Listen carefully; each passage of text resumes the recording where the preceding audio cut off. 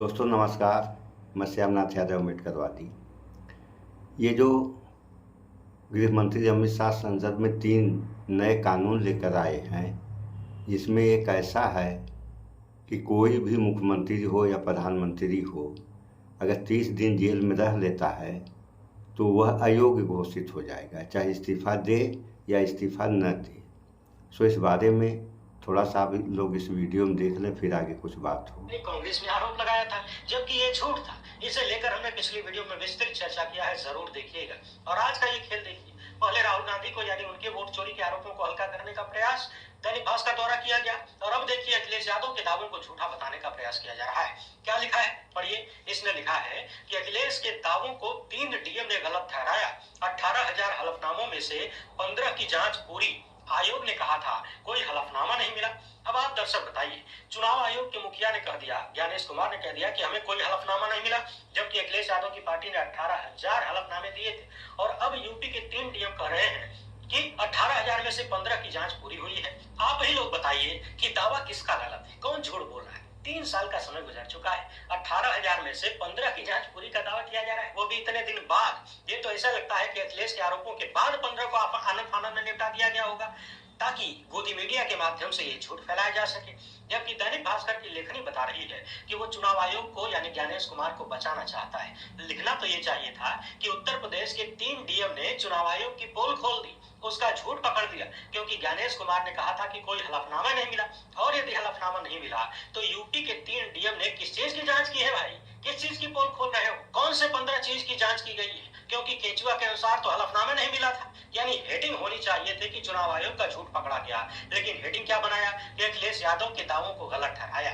यही वो खेल है जो पिछले 12-13 साल से गोदी मीडिया यानी भारत का मीडिया कर रहा है। जब चुनाव आयोग ने झूठ बोला कि कोई हलफनामा नहीं दिया था, तब अखिलेश यादव ने बाकायदा पावती पत्र जनता के सामने रखा और 3 साल में 18,000 दावों में से 15 को जांच करके कह रहे हैं कि हमने तीर मार लिया है। और मीडिया उसको इस तरह से दिखा रहा है, जबकि इस बात पर तो ज्ञानेश कुमार का इस्तीफा मांगना चाहिए था। इतना बड़ा झूठा आदमी दुनिया के सबसे बड़े लोकतंत्र का चुनावी मैनेजर बना है, बताइए। हालांकि ज्ञानेश कुमार मैनेजर किसके हैं ये आप सबको पता है। अच्छा, पता हो तो कमेंट बॉक्स में बता दीजिएगा। आइए अब उस कानून पर बात कर लेते हैं जो विपक्ष की हर सरकार को अमित शाह की मुट्ठी में रखने के लिए कथित रूप से बनाया जा रहा है। ये कानून है कि यदि ये संशोधन विधेयक पारित हो गया तो केंद्र सरकार किसी भी राज्य के मुख्यमंत्री को, उनके मंत्रिमंडल के किसी भी सदस्य को चुटकियों में हटा सकती है। कैसे हटा सकती है जरा समझिए। दरअसल 19 अगस्त को केंद्रीय गृह मंत्री अमित शाह ने लोकसभा के महासचिव को एक लेटर लिखा और कहा कि 20 अगस्त को संसद में संविधान का 130वां संशोधन विधेयक 2025, केंद्र शासित प्रदेश सरकार विधेयक और जम्मू कश्मीर पुनर्गठन विधेयक 2025 पेश करना चाहते हैं। अब इसमें है क्या तो समझिए कि संविधान के अनुच्छेद 75 जिसमें मंत्रियों के संबंध में प्रावधान है, इसमें एक धारा जोड़कर संशोधन करने के लिए मोदी सरकार आगे बढ़ चुकी है। और अगर ये कानून बन जाता है, सुन रहे आप लोगों ने, उसमें ये धारा जोड़ रहे हैं। जब जोड़ देते हैं तब ये कानून बन रहा है, उसके पहले संविधान में है नहीं ये चीज़।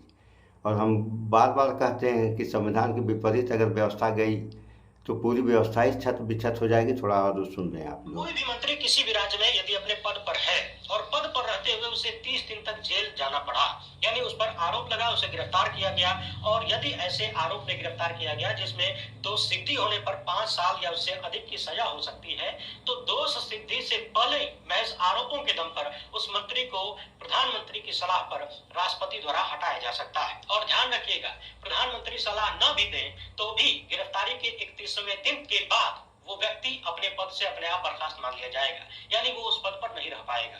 ध्यान रखिए, यहाँ पर प्रधानमंत्री शब्द को भी जोड़ा गया है, मगर इसमें बड़ा खेल है, बहुत बड़ा। आसान भाषा में बता रहा हूँ कि पद पर रहते हुए यदि प्रधानमंत्री को लगातार 30 दिन के लिए गिरफ्तार करके जेल में रखा गया, उन पर कोई भी आरोप लगा हो जिसमें दोष सिद्धि में 5 साल या उससे अधिक की सजा हो सकती है, तो गिरफ्तारी या हिरासत के 31वें दिन तक या तो वो अपना इस्तीफा खुद से दे देंगे, या फिर यदि इस्तीफा नहीं देते हैं तो अगले दिन से वो प्रधानमंत्री नहीं रहेंगे। अब इसमें खतरनाक क्या है जरा इसको समझिए। अभी जम्मू कश्मीर के मामले पर हम आएंगे, बहुत लंबी चौड़ी कहानी है, बस सुनते जाइए। पिछले 11.5 साल में हमने बार बार देखा है ईडी, इनकम टैक्स और सीबीआई जैसी जांच एजेंसियों ने किस तरीके से विपक्ष को निशाना बनाया है। इतिहास में पहली बार 2 मुख्यमंत्रियों को जेल भेजा गया, महीनों महीनों उन्हें जेलों में सड़ाया गया। अरविंद केजरीवाल से लेकर हेमंत सोरेन तक याद तो होगा ही।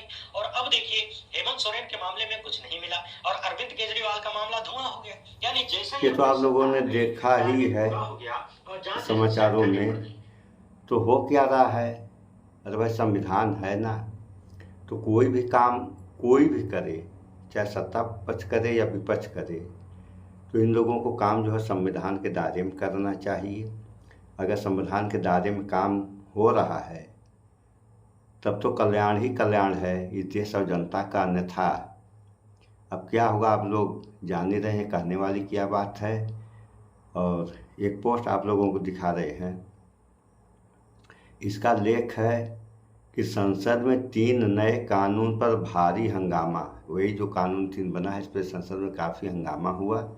कांग्रेस सांसद केजी वेणुगोपाल गृह मंत्री अमित शाह से बोले, अगर ये कानून आपके दिनों में होता तो आप जेल में ही रह जाते, यानी कहाँ रहते? जेल में रहते, और कभी भी देश के गृह मंत्री नहीं बन पाते। ये थोड़ा आप लोग पोस्ट भी देख लें। देखिए ये रहा पोस्ट, देख ले आप लोगों ने पोस्ट।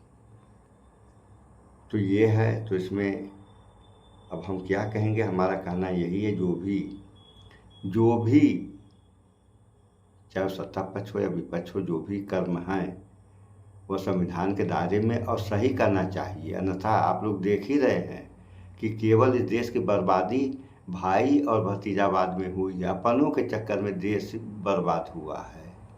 बस ये अपने हैं इनको बचा लो, ये अपने हैं इनको बचा लो। तो अपना है कौन?